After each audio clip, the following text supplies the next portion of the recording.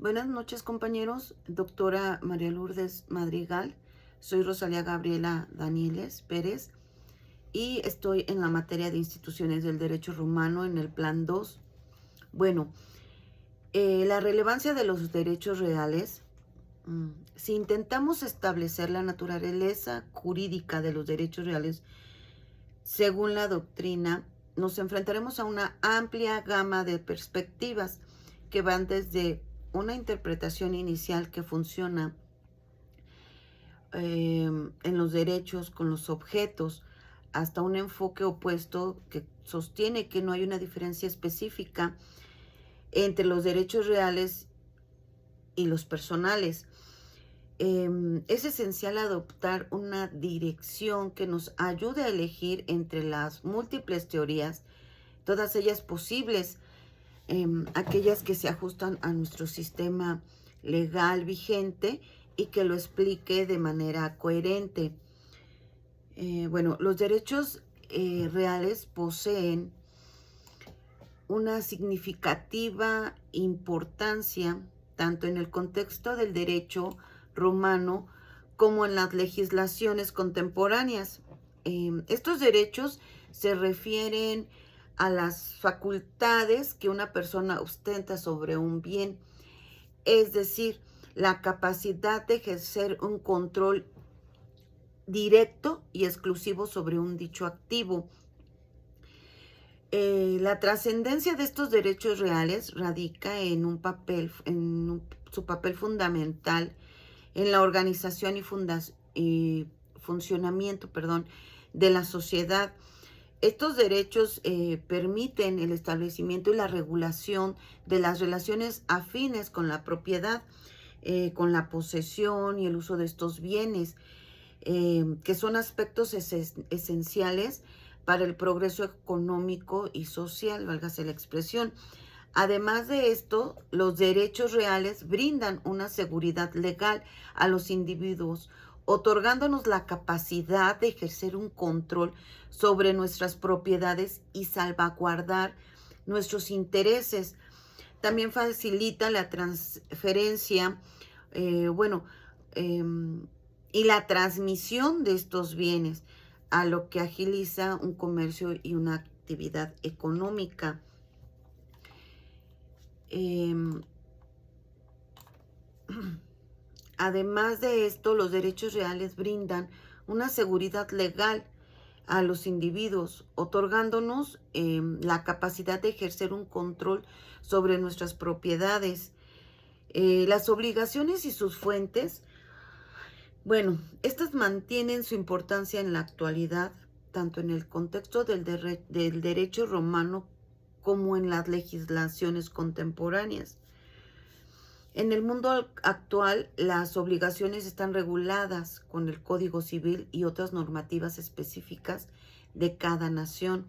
Estas regulaciones establecen los derechos y deberes de las partes involucradas en una relación obligatoria, ya sea de la naturaleza contractual o extracontractual. Eh, Asimismo, las fuentes de las obligaciones siguen siendo de relevancia. Estas fuentes hacen referencia a los efectos y a los actos jurídicos que generan una obligación. Entre las fuentes más comunes se encuentran los contratos, que estos son acuerdos voluntarios entre las partes que establecen derechos y obligaciones.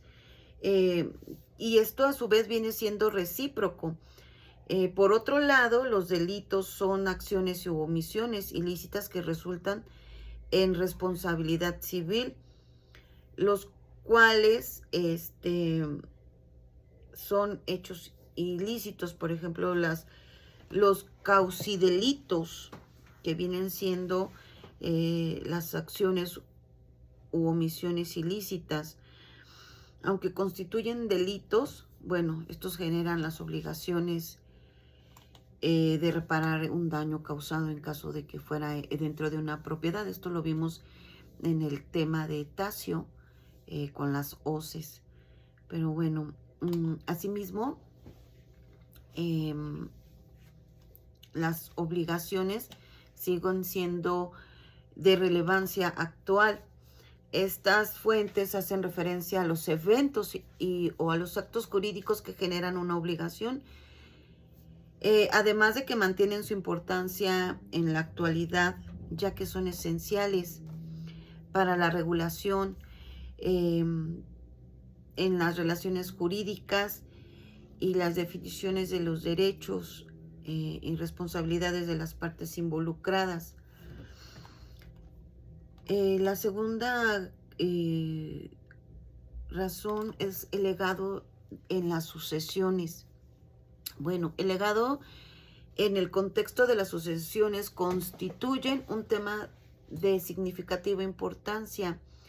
En el ámbito del derecho romano, en esta esfera o en este concepto, un legado se refiere a una disposición testamentaria en la cual un individuo conocido como testador decide legar bienes o derechos específicos a una persona designada que se denomina legatario.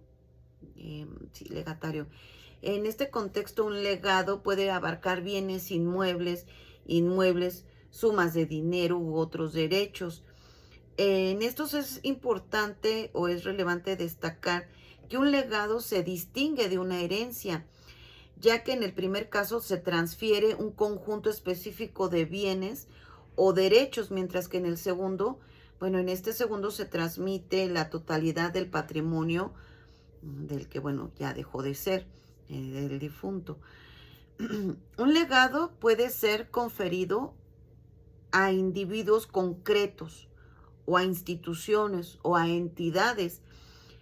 Por ejemplo, un testador goza de la facultad de establecer condiciones y limitaciones para el legado, que bueno, al final de cuentas va a dar en sus posesiones que fueron, pues, son sus derechos reales, por decirlo así. Así como de nombrar a quién se los van a heredar o a quién va a ser o quién los va a recibir, o también el legatario, perdón, no pueda recibirlos o los pueda establecer. Aquí tengo como que un poquito de duda, sin embargo, bueno, ya lo analizaré un poco más a fondo para poder determinar o entender a qué se refieren en esta situación de legado de sucesiones. Y bueno, en el contexto de las sucesiones, el legado asume un rol esencial que permite al testador que él disponga de sus bienes de manera específica y personalizada. Además de que el legado puede conllevar derechos y responsabilidades para el legatario, quien asume la obligación de cumplir con las condiciones estipuladas por el testador. Es necesario tener en cuenta también que las regulaciones y normativas concernientes a las sucesiones pueden variar según el sistema jurídico de cada país. En la actualidad, o sea, cada país puede tener sus propios sistemas jurídicos en relación a estos legados. Y bueno, no obstante, el estudio del legado en el contexto de sucesiones romanas brinda una comprensión de los principios y fundamentos que han influido en la evolución del derecho sucesorio contemporáneo. Ahora, bueno, en conclusión, el derecho ya influye en las prácticas actuales civiles, mercantiles, administrativas y ejecutivas. Los fundamentos históricos han podido sustentar esta aplicación del derecho romano en la actualidad. Muchas gracias.